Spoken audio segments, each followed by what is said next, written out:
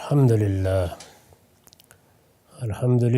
رب العالمین والصلاة والسلام علی محمد الامین فاعوذ باللہ من الشیطان الرجیم بسم اللہ الرحمن الرحیم۔ خواتین و حضرات، ہم مشکوٰۃ المصابیح میں کتاب الصوم کا مطالعہ کر رہے ہیں۔ اب قضاء کا باب زیر بحث ہے۔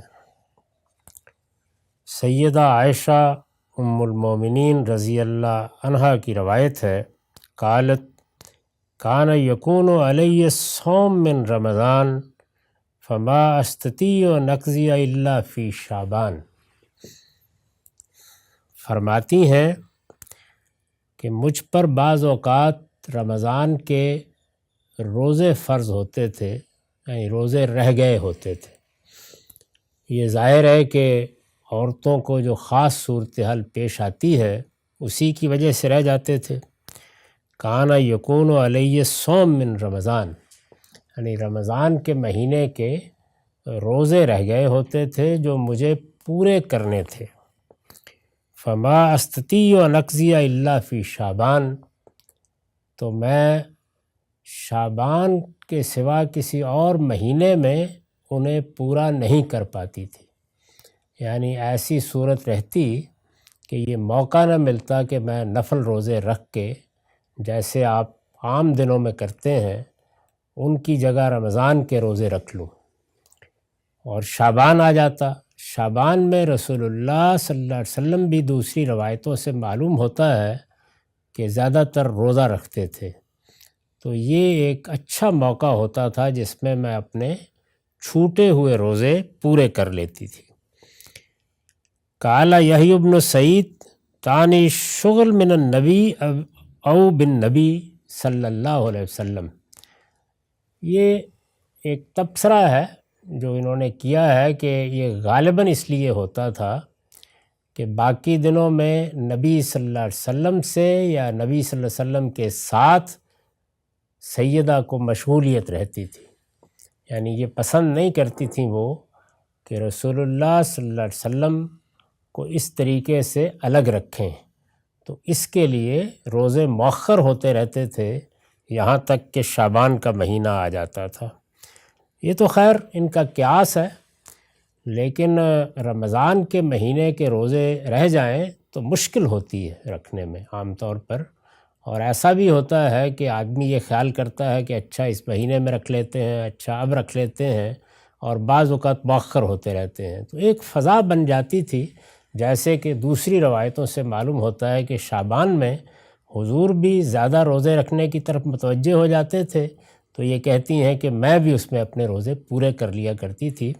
اس طرح کے جو بیانات ہیں یہ کوئی تعمیمی بیانات نہیں ہوتے، یعنی یہ واقعہ دو دفعہ ایک دفعہ بھی پیش آیا تو اس اسلوب میں بیان کیا جا سکتا ہے۔ اس سے یہ لازم نہیں آتا کہ ان کے ساتھ ہمیشہ یہی ہوتا تھا۔ ایسا بارہا ہوا ہوگا کہ انہوں نے باقی مہینوں میں یا باقی دنوں میں بھی روزے رکھ لیے ہوں گے، لیکن کبھی کبھی ایسا بھی ہوا کہ پورا سال گزر گیا اور پھر شعبان ہی کے مہینے میں روزے رکھے۔ اس کو انہوں نے 2-4 دفعہ کی ایک بات ہے جس کو اس طریقے سے بیان کر دیا۔ جن لوگوں کی روایتوں پر نظر ہے وہ جانتے ہیں کہ اس طرح کے معاملات بعض اوقات اسی اسلوب میں بیان ہو جاتے ہیں۔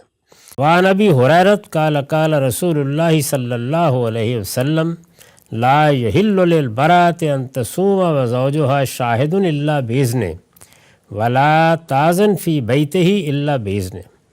ابو ہریرہ رضی اللہ عنہ فرماتے ہیں کہ رسول اللہ صلی اللہ علیہ وسلم کا ارشاد ہے کہ کسی عورت کے لیے یہ جائز نہیں ہے کہ اس کا شوہر اس کے پاس ہو اور وہ اس کی اجازت کے بغیر روزہ رکھے۔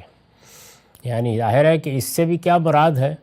رمضان کے روزے تو اس سے مراد نہیں ہو سکتے، نفل روزے۔ رمضان کے روزوں کے لیے، فرض نمازوں کے لیے کسی کی اجازت کی ضرورت نہیں ہوتی۔ اس سے یہ اصول بھی سمجھ لینا چاہیے کہ روایتوں میں جو چیزیں بیان ہوتی ہیں وہ اپنے محل کے لحاظ سے ہوتی ہیں، ان کو ایک عام حکم نہیں سمجھ لینا چاہیے۔ تو تو یہاں رسول اللہ صلی اللہ علیہ وسلم نے یہ نہیں فرمایا کہ رمضان کے روزے رکھنے کے لیے بھی شوہر سے اجازت کی ضرورت ہوگی، نفل روزوں کے معاملے میں یہ ہدایت فرمائی ہے، اور اس سے مقصود یہ ہے کہ گھر میں کوئی تلخی پیدا نہ ہو، باہمی موافقت سے، باہمی محبت سے، ایک دوسرے کے جذبات کا احترام کرتے ہوئے، ایک دوسرے کی ضرورتوں کا خیال رکھتے ہوئے اللہ کی عبادت کرنی چاہیے۔ ایسا ہوتا ہے بعض اوقات کہ کسی شخص پر، وہ مرد ہو یا عورت، عبادت کا یا نوافل پڑھنے کا یا روزے رکھنے کا بہت زیادہ غلبہ ہو جاتا ہے، اور چونکہ یہ رفاقت کی زندگی ہے، اس میں ایک دوسرے کا محتاج ہو کر زندگی بسر کر رہا ہوتا ہے، تو بعض اوقات یہ رویے تلخیوں کا باعث بن جاتے ہیں۔ رسالت مآب صلی اللہ علیہ وسلم نے یہ فرمایا کہ اس میں ایک دوسرے کی ضروریات، ایک دوسرے کی طبیعت، اس کے مزاج، اس کی افتاد طبع کا خیال رکھنا چاہیے۔ یہ گھر ہے، خاندان ہے، اس کے اندر کوئی تلخی نہ درائے، اس کو ملحوظ رہنا چاہیے۔ اسی طریقے سے یہ ہدایت بھی فرمائی کہ وَلَا تَأْذَنْ فِي بَيْتِهِ إِلَّا بِإِذْنِهِ، یعنی گھر میں کسی کو داخلے کی اجازت بھی دیتے وقت شوہر سے معلوم کر لینا چاہیے۔ یہاں بھی وہی مقصود ہے کہ بجائے اس کے کہ یہ چیز کل فتنے کا باعث بن جائے اور تلخیاں پیدا ہو جائیں، تو یہ خیال کر لینا چاہیے۔ اس میں بھی جو یہ فرمایا ہے کہ لا تأذن فی بیتہ الا بإذنہ، تو اس کو آپ یہاں سے اٹھائیں اور اٹھا کر اس کے معنی یہ کریں کہ اگر ماں باپ گھر میں آئیں اور بہن بھائی گھر میں آئیں تو ان کے لیے بھی یہ ضروری ہے۔ اس کا بھی ایک بحل ہے، یعنی کوئی ایسا شخص اگر گھر میں آتا ہے جس کے بارے میں کسی فتنے کا اندیشہ ہے یا یہ خیال ہوتا ہے کہ اس پر شوہر کو اعتراض ہوگا یا بیوی کو اعتراض ہوگا، تو ان دونوں چیزوں کا لحاظ رکھنا چاہیے۔